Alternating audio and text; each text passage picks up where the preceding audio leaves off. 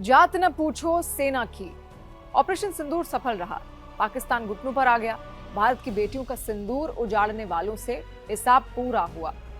गर्व का पल था वो जब इस पूरे ऑपरेशन की जानकारी दुनिया को दे रही थी दो भारतीय महिला जवान, विंग कमांडर व्योमिका सिंह और कर्नल सोफिया कुरैशी। भारत का साफ संदेश था कि अगर हमारी बेटियों का सिंदूर उजाड़ोगे तो काल बनकर हर मोर्चे पर यही खड़ी नजर आएंगी। लेकिन कुछ पुरुषों की ओछी मानसिकता सामने आई। इन महिला जवानों को भी उन्होंने हिंदू मुसलमान के तराजू में तोल दिया। मध्य प्रदेश के मंत्री विजय शाह कर्नल सोफिया कुरैशी के लिए कहते हैं कि हमने उनकी बहन भेजकर उनकी ऐसी तैसी करवाई। देखिए मंत्री जी की सोच, ये उनकी बहन से क्या मतलब है? उनकी यानी किसकी? पाकिस्तान की बहन? इस सवाल का जवाब देना चाहिए मंत्री जी को कि कर्नल सोफिया कुरैशी को वो उनकी बहन कैसे कह सकते हैं? क्योंकि वो मुसलमान है, इसलिए। वो मुसलमान है तो वो पाकिस्तान की बहन हो जाएंगी। आपके लिए क्या है फिर? उन आतंकियों ने यहाँ आकर इतनी दहशतगर्दी फैलाई, लोगों के कपड़े उतरवाए, कलमा पढ़ने को कहा और जो नहीं पढ़ पाए उन्हें गोली मार दी।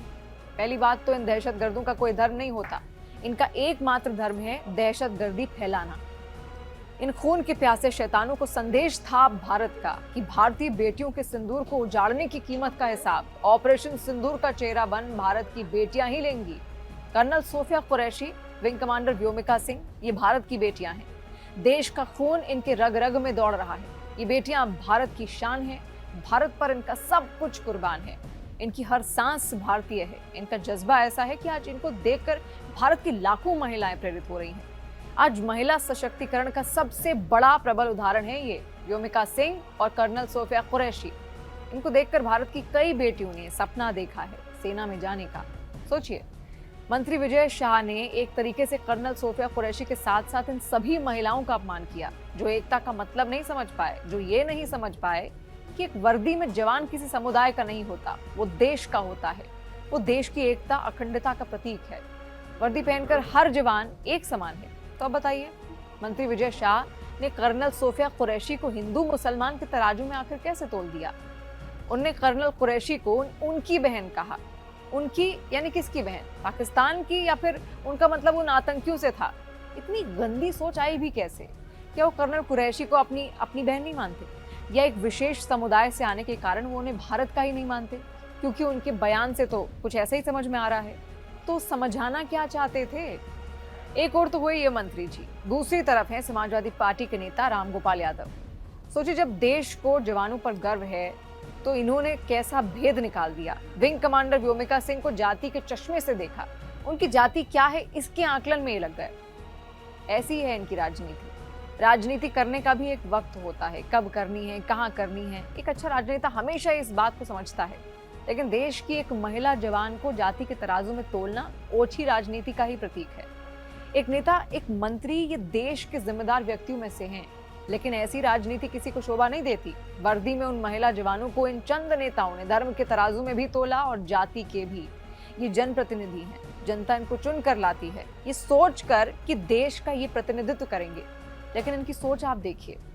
यहाँ तक कि सुप्रीम कोर्ट ने भी मध्य प्रदेश के मंत्री विजय शाह को फटकार लगाते हुए कहा कि संवैधानिक पद पर बैठे व्यक्ति को तब और जिम्मेदार होना चाहिए जब देश ऐसी स्थिति से गुजर रहा हो। सुप्रीम कोर्ट ने कहा कि उन्हें पता होना चाहिए कि वो क्या कह रहे हैं, और नेता भूल जाते हैं। इनको चुनकर भेजा गया है, इस बात को ये भूल जाते हैं। ये कुछ बेहतर भी तो बोल सकते थे, सेना का मनोबल बढ़ा सकते थे, महिला जवानों की तारीफ कर सकते थे, उनका उदाहरण पेश कर लाखों महिलाओं को प्रेरित कर सकते थे। लेकिन नहीं, हर जगह राजनीति ही करनी है। कहते हैं ना, जोश में होश नहीं खोते, वही हुआ इनके साथ। अब सवाल तो है कि क्या ये समझ भी पाए हैं कि आखिर देश की भावना इस वक्त क्या है, देश की मौजूदा स्थिति क्या है, जवानों की वर्दी की अहमियत को क्या ये समझ पाए? क्या ये अब तक नहीं समझ पाए कि राजनीति कहाँ करनी है, कैसे करनी है, कब करनी है? और क्या ये देश की बेटियां, colonel Sofiya Qureshi, wing commander Vyomika Singh, ये इनकी बहनें नहीं है? क्या अपनी बहनों के लिए ये कभी ऐसा कहते? या अपनी कुर्सी पर बैठकर इनके लिए कुछ भी बोलना बहुत आसान है, किसी भी महिला पर इस तरह की टिप्पणी करना भी बहुत आसान है। लेकिन कभी सरहद पर उन महिला जवानों की जिंदगी ये एक दिन भी नहीं जी पाएंगी। कई अपने परिवार से दूर हैं, कई अपने बच्चों से दूर सरहद की हिफाजत कर रही हैं। देश को गर्व है भारत की महिला जवानों पर। देश के प्रति प्रेम किसी विशेष समुदाय का होने से, किसी विशेष जाति का होने से नहीं आता। देश के लिए मर मिटने की लगन होनी चाहिए। ये देश भारत की वीरांगनाओं का सम्मान करता है और देश के हर जवान का आभार जताता है।